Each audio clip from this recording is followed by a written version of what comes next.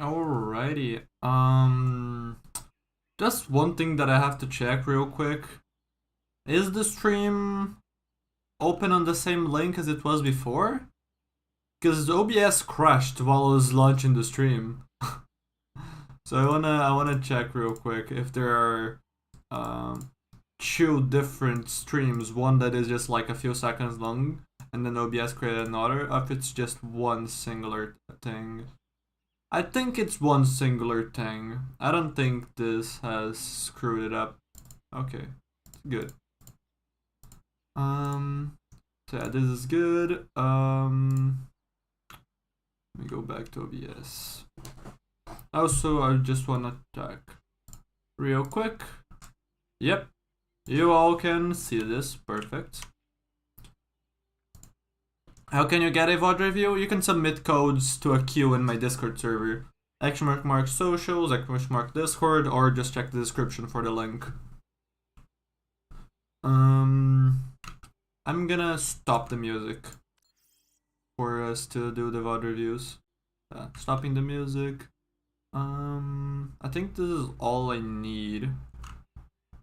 Yeah, let me save the preview. Let me open up Discord. And let me grab the first code.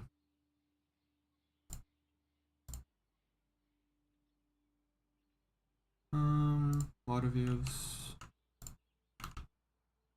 First code. Diamond 1.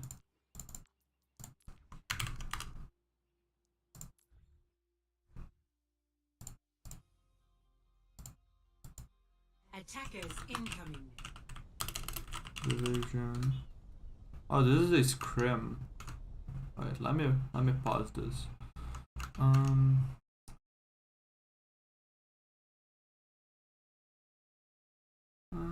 Just want to know what I could improve on in general. Alrighty. This was submitted a while back. This was supposed to be for me to help them before a tournament, but the tournament might have happened. If that's the case, I'm sorry. I'm not gonna be able to help you with that if the tournament has already happened, but I'm gonna be reviewing the VOD. Now though. Better late than never. Here it is, Genji. Put on my replay settings here, 10 seconds. There you go. Have I fixed my overlay? I think I did, right? Yeah. Wait, I only put first division. Yeah, there you go. Diamond instead of top 500. There we go. Now my overlay is in fact correct. Let me move this. Hello Noel, how are you doing? How long is the queue? Depends on how many people submit it. I'm not sure if I'm gonna be able to get to all the VODs. I currently have 5 in the queue. I have what, 3 days to do all of them because I can do them from now until the moment that the next season releases. And I don't know if I'm gonna have time on the other days to do VOD reviews. We'll see. If the replays get wiped from the new patch, you just have to submit after the patch, and then you have another chance of these VOD reviews. I feel like I'm missing something, but I'm pretty sure I'm not. I've already put in all the information, right? Diamond Division 1, there you go. OBS is correct. Oh yeah, I am missing something, in fact. I need to record this. Okay. Alrighty, now I'm recording. Perfect. So let's just go right into it, shall we? Let me do this and grab my pen. There you go. Engaging the enemy. Time for launch.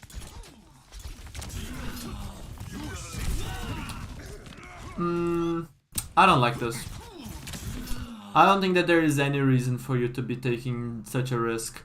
It's unfortunate that you get the body shot by damage boosted Hanzo and then the Genji can just dash you for the finish, right? Because of the breakpoints. But it's like, look at where the enemy is. Let me find a better angle. Okay, there we go. Look at where the enemy is. This is where the payload is, right? The enemy team has just walked out of spawn, right? Here, here, here. The tank is a little bit further forward, clashing with your Winston, right? This is not a position that you want to contest. This is very, very early. So you probably just want to wait for the payload to walk up. Just let them, because you're probably not contesting early. Maybe a Winston uses this position to just drop and then jump back and then repeat this process over and over, right? Stall the payload a bit, maybe someone in the enemy team feeds and you get a pick. But it's like all of this payload progress that I've drawn here should be free. Your team is also playing dive, right? Dive, not poke. Poke might be able to just spam the enemy team out with angles on the high ground, where they just can't push it further than this area, right? And get it under here. But I find it really hard to believe. And also dive can do similar things, even though dive is not gonna have the greatest poke damage. Like, Ana can throw anti-nades down here if they try to push the payload, and then your team can easily capitalize on it, and after capitalizing and killing whoever is here, they can jump back to the top, right? So, but yeah, it's like, it's not realistic that your team is gonna be able to hold the enemy team out here, because it's just too close. The enemy team can just hide, push a bit, go back, hide, push a bit, go back. And if you try to contest the payload, right? If you try to, let me clear this. If you try to drop to contest the payload when it is in this area, right? It's like now suddenly instead of being the defense, you're attacking. And the enemy team that's gonna be positioned around here, right, is defending the payload. Whereas you are attacking, you're not in a position that you should really stay. So unless you have a really specific composition that is extremely good at fighting point and wants to stall point forever, you're gonna get bullied out. Either you're gonna die or you're gonna have to dive back up top, right? Which is what I described early on, right? Winston goes here, drops payload, contests a bit, get some damage done, get some support out charge. Once he goes back top, right, with the Ana and the Brig. Probably Brig saves packs for Genji and Tracer, but you get the point, right?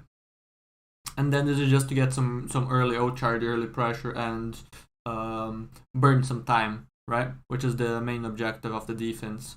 So I don't like taking a risk this early. I feel like you just wait for the payload to push up. You take minimal risks. The way that you should play this, which you started, right? You played this position inside, right? Should swap colors. You played this position inside. Why? Because they have a Genji. This Genji probably wants to do this. So what you do in this position? You deny him. You say, no, you can't do this by existing in this area. If the Hanzo tries to do the same thing, right? The Hanzo walks up, wall climbs, and then, goes here. Then you're gonna say, to the Hanzo, and you're also gonna contest him, right? So that's what you're gonna be doing. You're basically gonna be fighting for space a lot this early on. That's your objective. You shouldn't really be risking your life this early. Because then if you do, now you risk the enemy team just pushing you up, all leaning on the high ground. Maybe they leave some on points, but your team is likely going to be forced off of the high ground if you get picked up early here, right? And that's what I don't like. So just fight for space and wait. I released a video really recently on this topic too. It's pinned on the chat here on the live stream for those watching it live. Probably can drop it on the description if this turns into a video. What up, Nutless? No, I don't have a stream schedule. I want to stream more consistently, but because of the nature of my internet and also other things, like me just not being organized enough and also motivation, right? Not being consistent. I don't currently have a stream schedule. Maybe one day I will, but not for now. I probably would have a consistent stream schedule if, and only if, Blizzard actually managed this game properly to the point where it was extremely fun to play literally every single day. Okay.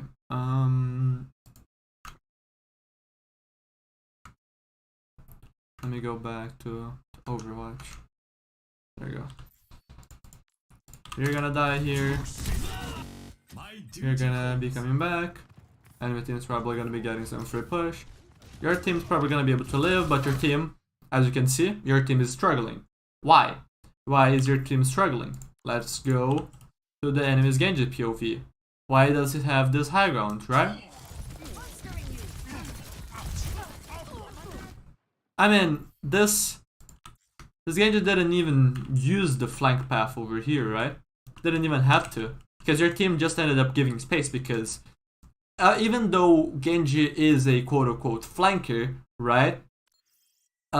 Flankers don't have to be flanking all the time. In fact, on defense, a lot of the times what flankers are going to be doing is marking flanks. So, as I said, if the Hanzo or the Genji try to come up top, take an angle here, or in the Genji's case, probably flank all the way, whereas the Hanzo is more scary to do so. Maybe with the Mercy Pocket he does it, but otherwise, maybe it's kind of scary. Unless it has Sonic Arrow too, but even then. Going on a tangent. You're gonna be needing to mark people. Because if you don't, your supports are gonna get jumped. You're gonna be forced to give up space. And granted, Ana Brig is a really sturdy backline. It's not invulnerable, right? If the Doomfist gets set up well, if your supports get outplayed, right? They bait sleep, they bait nade, and then they go in, right? And they coordinate a good dive. Doomfist, Genji, maybe the Hanzo has a good angle and gets a initial burst, and that triggers the dive, right? Then your team is just gonna die. And that's all because you just took an unnecessary risk early, right? And now you can't mark these players. Because if you were here, this Doomfist can't just do this. Look at these support players walk on this high ground area for free, essentially.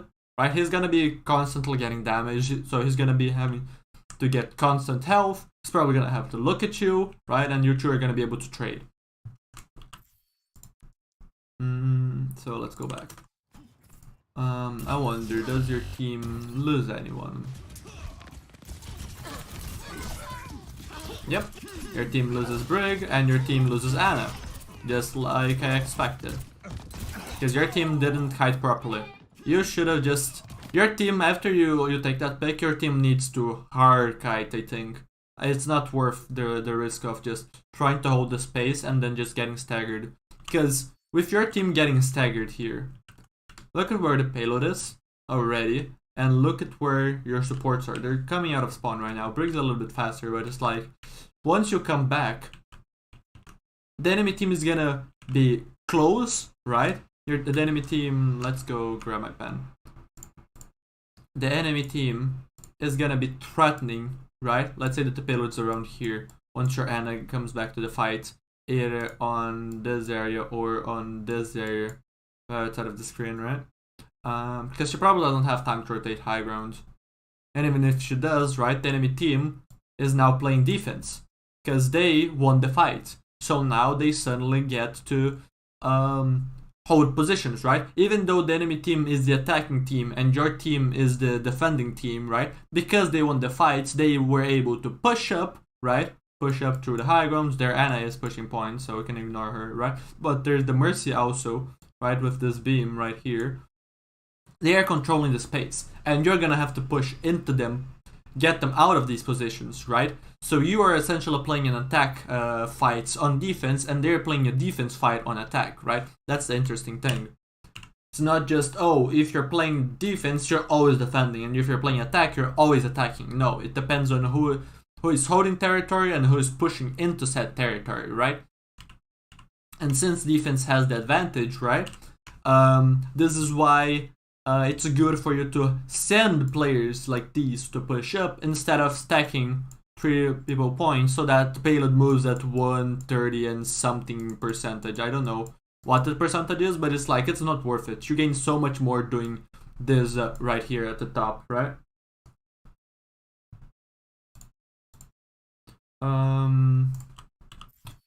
So yeah.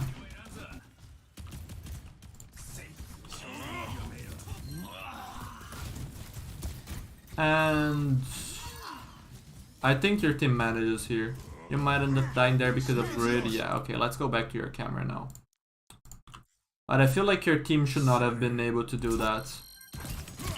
I wonder why your team was able to retake. So Genji just got chunked early.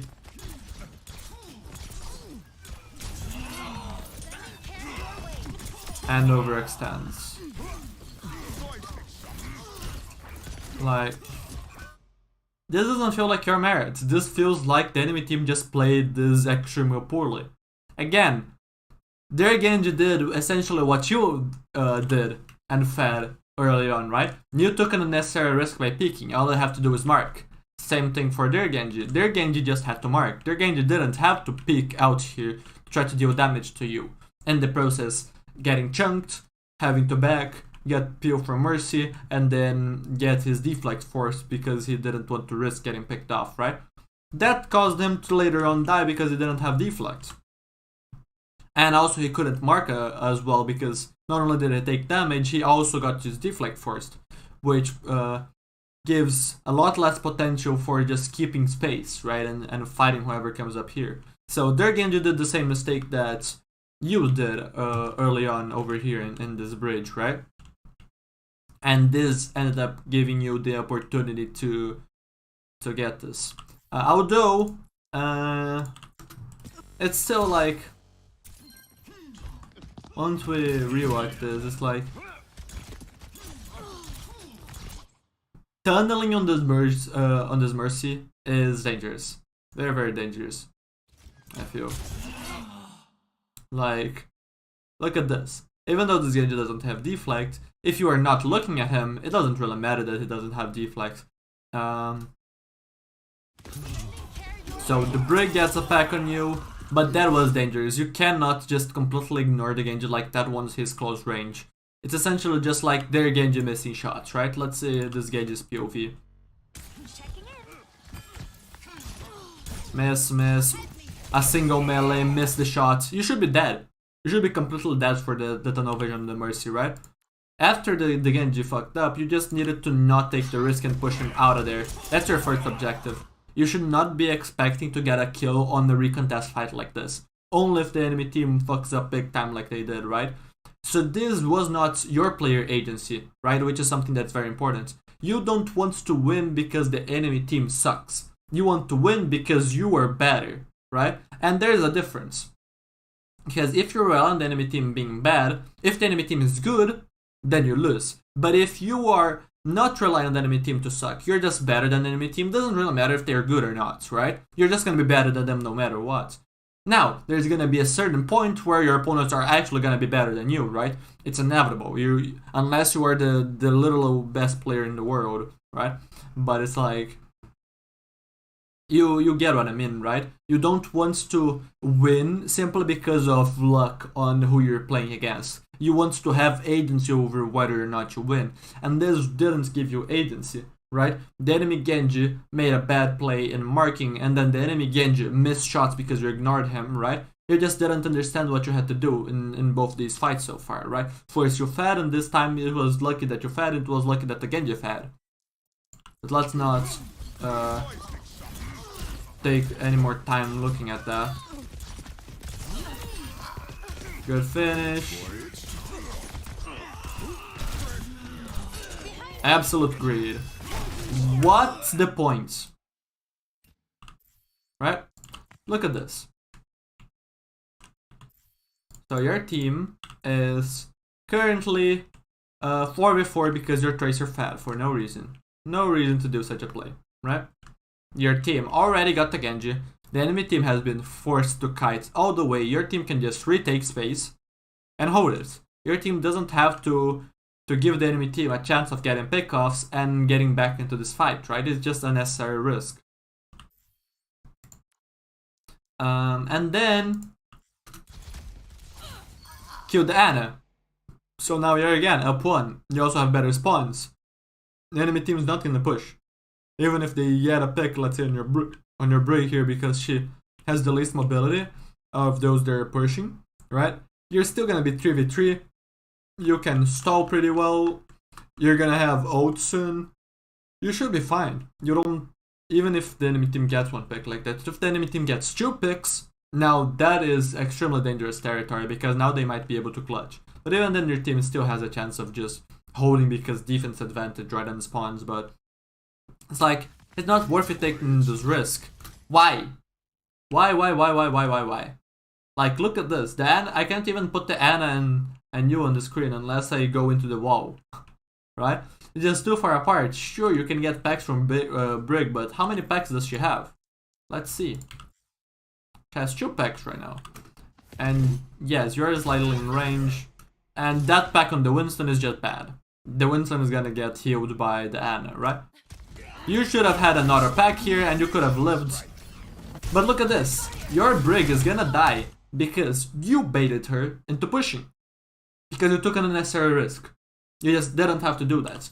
What you should have done after getting the Ana pick is... Let me go over here. And let me remove that text. There you go. What you should have done instead of doing that push is this. Wall climb. Hold this position. Right? If the enemy team pushes in, you have a free angle to shoot down on them or just drop, dash for damage, right? You're basically unpunishable here. The way that the enemy team wins is by backing all the way, using the stairs, going high grounds, and pushing you out, right? That's what they have to do. They have to waste a lot of time. Otherwise, they're just permanently playing a bad fight where they're gonna be losing, right? This is the power of the high ground, right? This is why this is so powerful for the defense. And this is not something that appears only on this map, right? This also appears on Midtown, right? And Midtown has a lot of extremely long holds because of the same nature, right? It's a high ground where the enemy team has to push under, right? Let me clear the screen, right? High ground where your team gets to hold all of this and shoot down on the enemy team and drop for free and jump back while the enemy team has to push the cart under, and it's miserable, right? They have to clear high grounds before doing that. So yeah, that's what you needed to do. You just don't take an unnecessary risk here. There's no reason whatsoever. Alright, Brig, you're gonna die. You killed Ana. I don't think they get to res the Ana, but still. Now your Ana is dead right before Nano because Brig is dead. So Brig is not being able to pill. And multiple divers are gonna go on her, right? It's not just the Genji going on Ana, it's also the Mercy with the Genji. So this Ana is pretty much dead. Even without the Mercy to help the Genji, the Doomfist should be able to help too, right? And now your Winston is gonna die right before having Primal. So now the enemy team is gonna cap with 2 minutes on the clock. When you could have literally AFK'd, not done anything whatsoever, and you would have been fine, right? You would have been doing much better without literally doing anything. Doing something here literally costs you the first points. Now your Ana got staggered, and now they have Nanoblade coming in. You also do have it. You have slightly better ult economy, but it's like, it can go either way, right?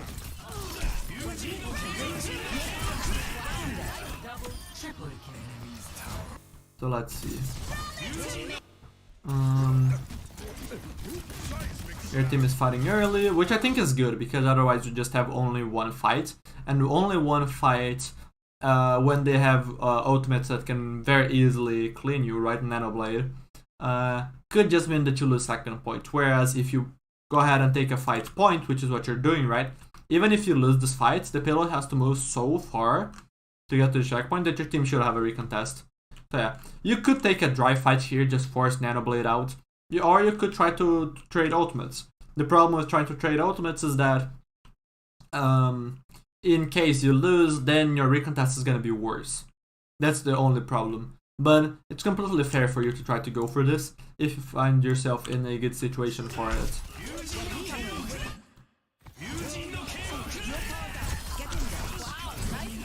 So they nano the Hanzo instead of the Genji.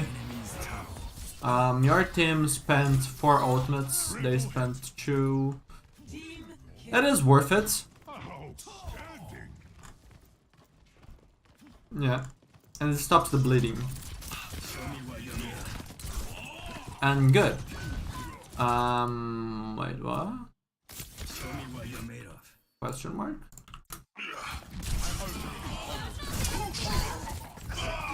So Doom dives in with the Genji, so that's why the Genji that has no support actually gets attacked here. Makes sense. Because what you're doing here is correct. You're now marking. The one problem is that you dropped, right? This is just clunky movement. If you had better movement, you don't drop off the high grounds. So you would be able to mark them top, right? Now you had to use dash to go back top, which is bad. Shouldn't have had to do that. And now you're just losing to the Genji because it has a pocket and your supports are dead, right? Because you didn't do enough in the marking. But it's not like the marking idea is the bad. It's just the execution that wasn't the greatest. And again, really need to take a risk unless this was good. Now instead of you being the one that pushes first, you let your Winston jump in, you poked from the side, you kept your dash, you only dashed in when it was basically guaranteed that you would get the kill, right? Otherwise you just get back. That's completely fine to do as a push. Let's go back.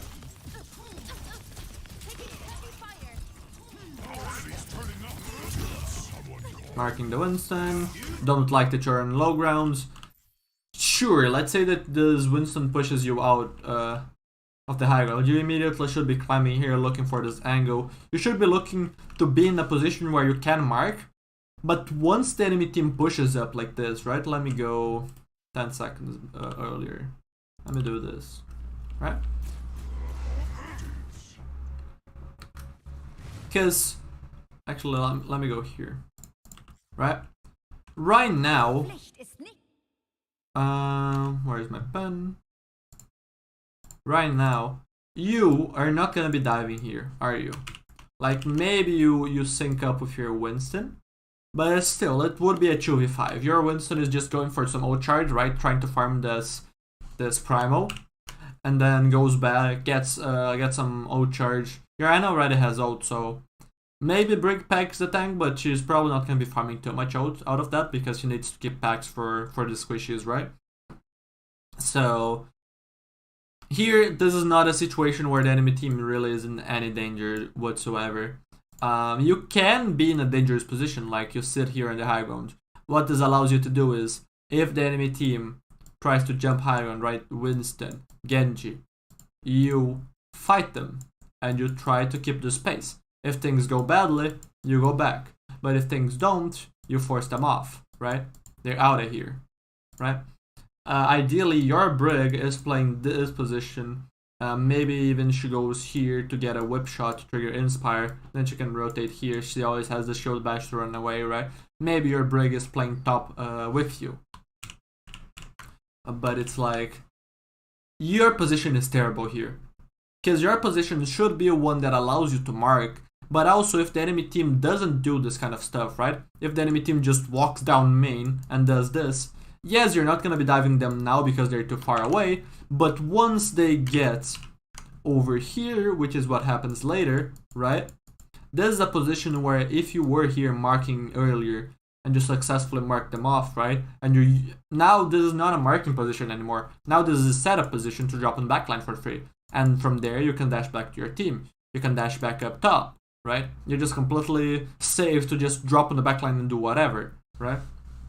So this is the kind of position that you should be looking for here. The position that allows you to mark the positions that are relevant for the enemy team and that they want, so that ideally they just get forced off and they're just forced to take a suboptimal path, right, where you're at an advantage. And then later on, once the enemy team pushes forward to this area, right, you can now use your position to set up a dive on the backline, right?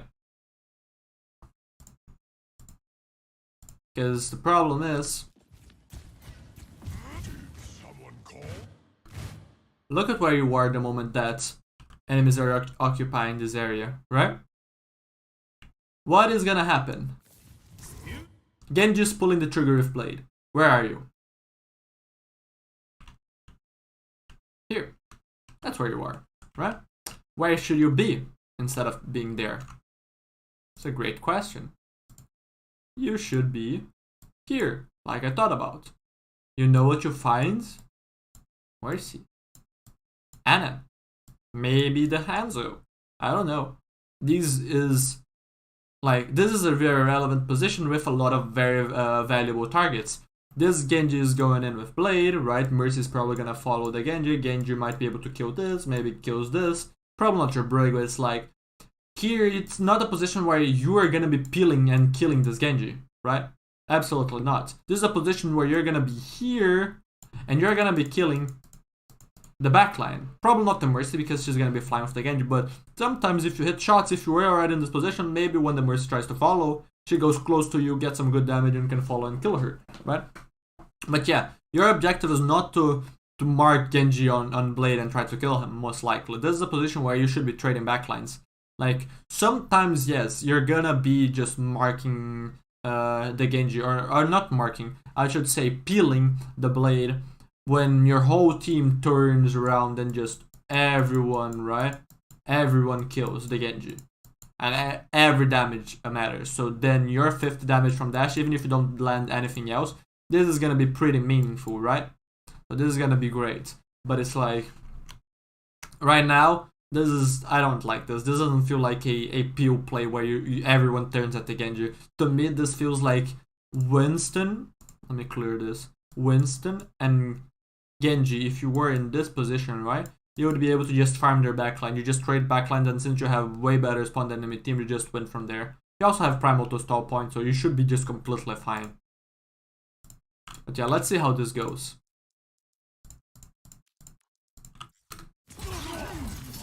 Cassidy dies. You die because you didn't dash out, right? The Genji also got to force your cooldowns because you were too close to him, because you were in a bad position, right? So now your team is just gonna lose this fight when your team should not have lost this fight. Your team has Nano and Primal and almost Blade. Your team should have been able to trade backlines even without using those ultimates.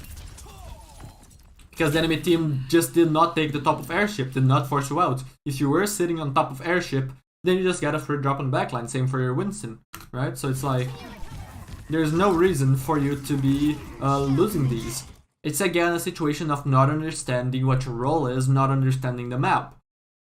The situation that you're in is the situation where of someone that just needs to mark the powerful positions, prevent enemy from playing those.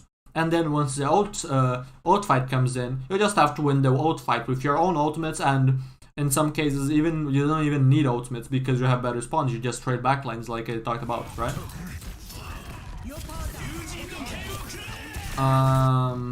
This is ugly. Your Winston is trading bubble for no reason early.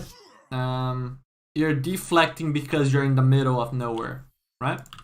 Why are you here for this long? If you're gonna nanoblade, you want to nanoblade immediately. You don't want to be standing in the open for so long that you get your deflect forced before engaging.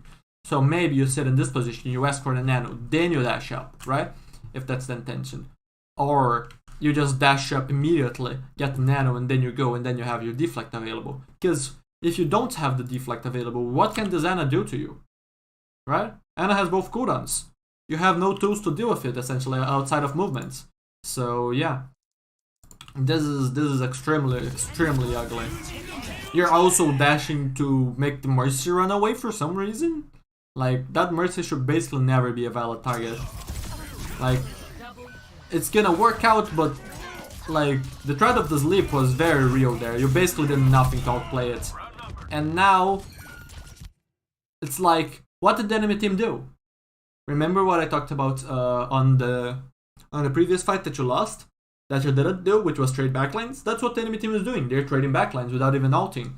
And now, you have no backline, you don't realize that, and you go for the Mercy. You have to either get out, right, rotate